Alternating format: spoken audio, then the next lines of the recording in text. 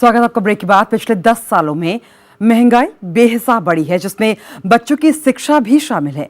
एसोचैम के एक सर्वे में ये बात सामने आई है कि एक बच्चे की पढ़ाई का खर्च साल 2005 की तुलना में साल 2015 तक 150% बढ़ा है और बढ़ी है माँ बाप की टेंशन भी। इस बढ़े हुए खर्च को देखते हुए ज्यादातर दंपत्ति अब हम दो और हमारे दो नहीं, बल्कि हम दो हमारे एक की बात कर रहे हैं।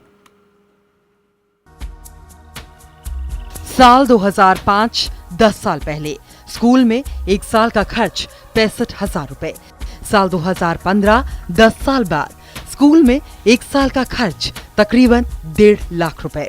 जाहिर है इस मुश्किल से आप भी जूझ रहे होंगे, खासतौर पर अगर बच्चे को किसी अच्छे स्कूल में पढ़ाने का सपना हो तो बहुतों के लिए वो सिर्फ सपना ही बनकर रह जाता है।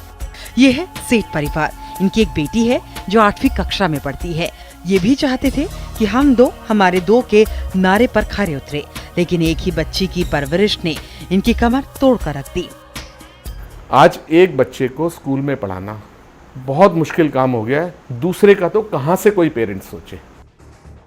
एसोचैम के एक सर्वे की रिपोर्ट में आया है कि एक बच्चे की पढ़ाई का खर्च 2005 की तुलना में 2015 तक 150% बढ़ी है। साल 2005 में जहां एक बच्चे की पढ़ाई का सालाना खर्च 65,000 रुपए था, वहीं आज 1,25,000 रुपए हो गया है। और इसी के साथ बढ़ गई है माँ बाप की टेंशन भी। ये सर्वे मेट्रो शहरों में कराया गया है, जिसमें 1600 कामकाजी अभिभावकों से सवाल पूछे गए। अच्छी शिक्षा हर बच्चे का अधिकार है, लेकिन पिछले 10 सालों में बच्चों की शिक्षा का जो खर्च है वो 150 गुना ज्यादा बढ़ गया है। और सेठ अभिभावकों की तरह हर एक अभिभावक चाहता है कि उसके बच्चे को अच्छी शिक्षा मिले। इस सर्वे में ये बात सामने आई है कि 70% अभिभावक अपने वेतन का 30 से 40% हिस्सा अपने बच्चों की पढ़ाई में खर्च कर देते हैं। एसोचैम के सर्वे की माने तो 10 में से 9 अभिभावक मानते हैं कि इस दौर में बच्चे की फीस भरना उनके लिए मुश्किल हो रहा है। वहीं 10 में से 1 अभिभावक ज्यादा फीस के चलते अपने बच्चे को मनपसंद स्कूल में नहीं पढ़ा पाते। अभी जो रिसेंटली जो सर्वे हमने कराया है, तो ये सर्वे से हमें पता लगा है कि इट्स वेरी वेरी एक्सपेंसिव। और बच्चों पेरेंट्स के लिए, अपनी फैमिली के लिए जो है बजट एक बच्चे के लिए निकालना एजुकेशन के लिए भी मुश्किल पड़ रहा है। वैसे ये मामला अदालत में भी पहुंच चुका है, जिसके बाद कोर्ट ने फीस का अध्ययन करने के लिए एक कमेटी का गठन भी किया था।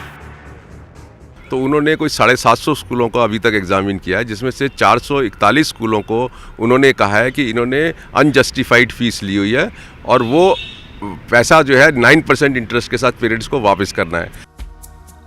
हर बच्चे को बेहतर तालीम देना सरकार की जिम्मेदारी है। प्राइवेट स्कूलों से ये उम्मीद नहीं की जा सकती कि वो बच्चों के माँ बाप की टेंशन की परवाह करें। ऐसे में सरकार ही कोई ठोस कदम उठाए तो बहुत से बच्चों को मनचाहे स्कूलों में भविष्य सुधारने का मौका मिल सकता है। पायल भुयन, IVN7, दिल्ली।